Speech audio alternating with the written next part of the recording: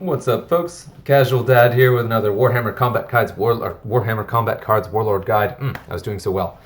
Today we're going to talk about Mozrog Skragbad, the Monster Eater, one of the beefiest warlords in the game in terms of just raw hit points. I mean, seriously, look at this thing. 400 hit points base. Comes in at 48 points, so he does have to worry about Big Game Hunter. Does have Berserk, which goes well with that monstrous pile of hit points, and also has Furious Charge, just for fun.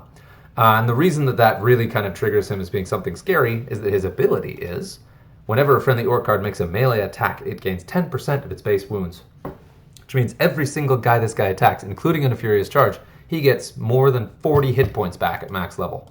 Even at my level right here, what do we got? He's getting 32, almost 33 hit points back every single time he swings in melee, and usually getting a buff to Berserk. So once I hit that rank 3 Berserk, he's going to be really fun. So he's just he is just there to bang his head against stuff until it dies first. Usually by hitting a lot, not hitting as hard as it does, but then outlasting it in both damage gain and then also in terms of raw durability. Like, this guy is a tank. And I really like him. He's actually my favorite of the Orc Warlords and one of the most successful I have. But he is very matchup dependent because he relies very heavily on melee, he relies heavily on getting kills, and relies on not being burned down. So someone like Tolmaron or Illic will just ruin this guy's day real quick because they're very range heavy and do a lot of burst damage, with Illic in particular being able to remove cards before killing them. So even if this guy's up at 800 health, Illic doesn't care. As long as he hits him enough in that initial launch, it'll kill him as if he only had 400. It still is a wall of health, though, and even Illic can struggle to bring that down, especially since he has to do that much range damage in a single turn of shooting. But anyway, we will go ahead and jump into deck building. Now, this guy's pretty straightforward. So you want your really high hit point cards, ideally your Berserk cards, the ones that can do a lot of damage in melee and want to punch in melee. Also will build up attacks over time, so they're not just regenning, they also are gaining the offensive output, and have a bunch of hit points. So this guy is a cut and dry, perfect companion for Mozrog, despite being a Goth versus his Snake Bites. But this is the other one that makes even more sense. Stompa Chompa, the Squiggoth, which is a terrible card in most orc decks, just because it has a bunch of health, but its attacks suck, and it's going to die. But so in this, with Mozrog, you add a ton of extra hit points to this thing, having almost as many hit points as Mozrog himself. It just becomes a giant wall that just slowly rolls over stuff, and by the time it finishes rolling, it hits a whole lot harder than it did when it landed. Only recently got this guy to that rank 3 Berserk, so I'm very proud of that. And then a couple other obvious pieces are filler. Even with all the durability in this guy, Mozrog himself and then the key bodyguards are so expensive, you do end up with a thinner deck. So I have my Medicae in here, who also has a lot of hit points and a good melee attack himself, so he's no slouch. And I just got him to this regen level, which is fun. And then a little target acquired helps you remove critical threats. And then, of course, a taunt to keep your little guys alive for a little bit. And this is an amazing taunt card just because of the combination of cost, hit points, and melee attacks. Really good taunt card. Great one to include in basically any melee orc deck. Really strong piece to include, but especially good in this to help these guys come back. And the reason taunt is so much more powerful in a Mozrog deck is that if you time it, say this guy gets down to 80 hit points where he's pretty flimsy, you throw down your taunt card, they'll keep this guy alive for another turn where he can build back up to over 100 hit points fairly quickly. So that taunt isn't just a stopgap to hold aggro from your cards, it's a chance to actually let them regenerate and build up more health back to becoming overwhelming again. So taunt is really, really key in Mozrog decks to preserve your key pieces. And then, of course, we've got Makari himself in here just to kind of push that offense a little bit further, and because I had a 7-point hole in the deck, which, of course, means Makari. So, some other cards to definitely include or to consider. Of course, this guy is a staple of the deck. You'll see this guy in a lot of Mozrog decks. Mine is only level 3, but give him a couple levels, and I would strongly consider replacing the Squiggoth with him, or to be more thematic, I might go ahead and replace this guy with him. But we'll see when we get there. That's an obvious one. Then again, this guy's good, just because of his raw offensive stats and Furious Charge, again, having the bonus of healing up your card right out of the gate.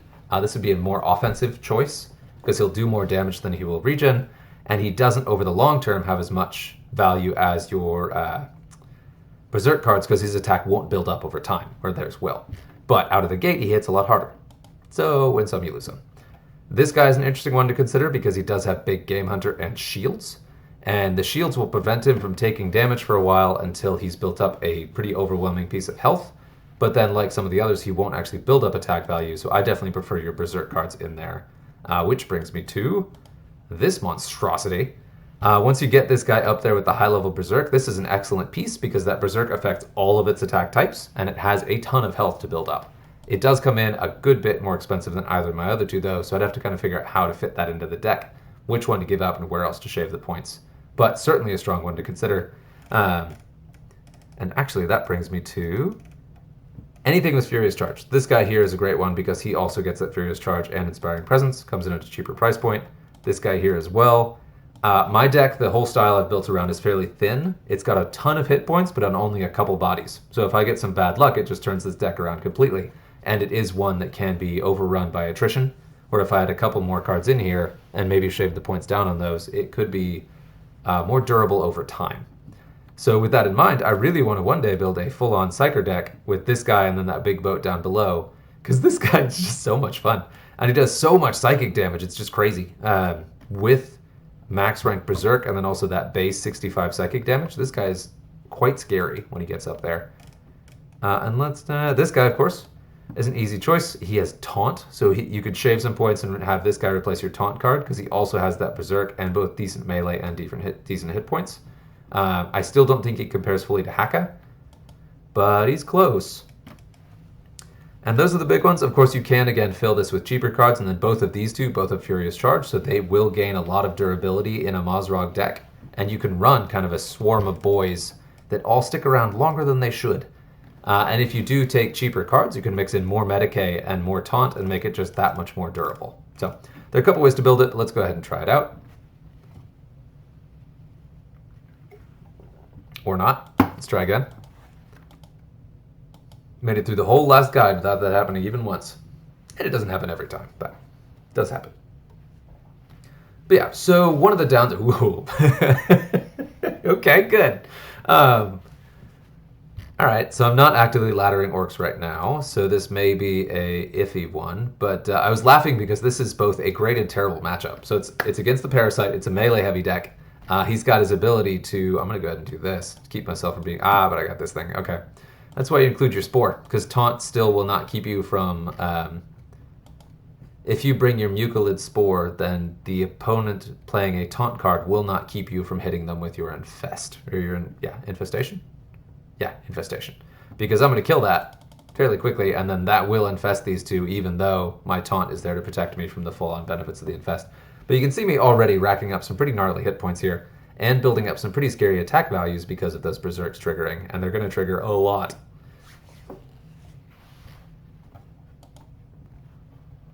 But the reason I said this is not a good matchup is because that is a Parasite deck, and if the Parasite manages to kill any of these cards, they're going to do a lot of damage. Luckily, it's base wounds, not their max or current wounds if they end up building up a whole bunch of health, so that should let me keep them alive for a bit longer. Another thing I really want to highlight here is that deployment matters a lot.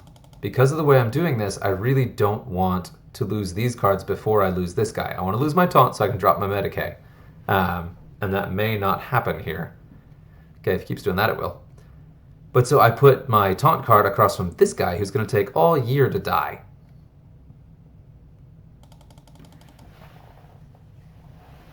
Which may put me in a bad spot where I lose one of my key melee pieces waiting to place my Medicae and kind of maneuver things around a bit. But we'll see. Oh, that hurts. Do Psychic again. Yeah, okay. I actually don't love that. That was not good. But... oh, yeah. So got a ton of attack value on these guys. So I'll comfortably clear this out. And even if I do end up taking a bunch of damage here and even getting wiped, I should be okay. Mozrog himself should be able to handle the Parasite. Especially with my Medicae on the board. Nice, okay. But that is worrisome because this will mean the Death Blow triggers, both of those will trigger Death Blow on my Squiggoth, which will probably kill it, which did kill it. And this is where I get a little bit level dependent, is had I had my Had I had Deathblow on that, which I need a couple more levels for, that would have been more than nothing. Losing it for nothing is always sad. And do this guy here. And here's where Mozrog's base stats come into play and are kind of a problem.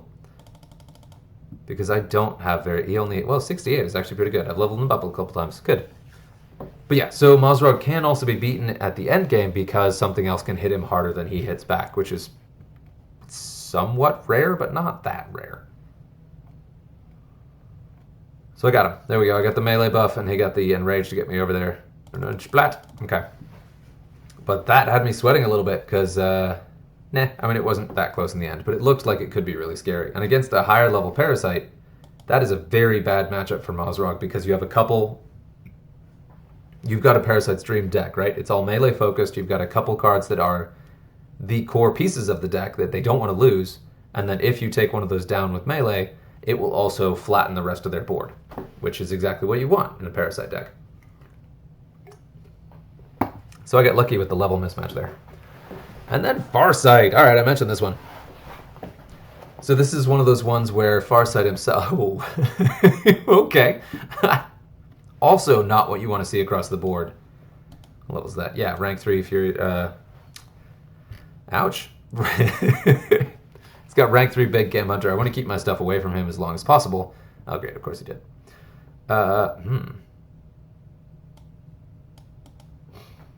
Interesting.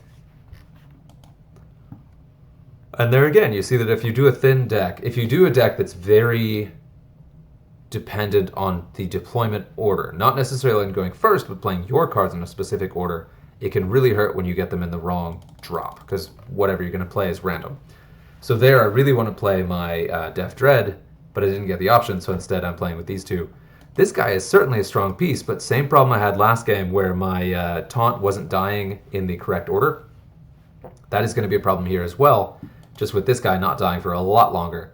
But that is a tip. If you run the exact deck that I'm running or something very similar to it, if you don't get your ideal deployment order, you want to make sure that one of the cards you play down is going to die sooner than later, just so you have the chance to reorganize your team and put things in different lanes, and so you have the chance to deploy the card you actually wanted to earlier than later, because you don't want your cards to get stuck in a bad position and just sit there. That's actually the big downside of Mozrog's healing ability, is you can very easily get all of your cards in positions you don't want them in. That's a melee Farsight. I love it. Look at you. This is awesome. All right, all right. Unseen Autarch, you are seen. And this is, the Long Strike is, or Farsight, I keep doing that, is a really interesting Warlord. Ooh, ouch. Not going to help you much. And you can see how much these things build up hit attacks. And this even is not a great example because it's just my Squiggoth, and my Squiggoth is not the one that starts with the high ones, but the this dude really builds them up. So it's time to take the fight to this guy. I've only got 2 cards to kill before Farsight himself pops, and I want to take this guy out before Farsight drops, because if I get him down to 1 and then Farsight drops, doesn't matter because Farsight will just regenerate them all to full. So I absolutely do not want to kill this guy and then whatever comes next. Ooh, I think I got it.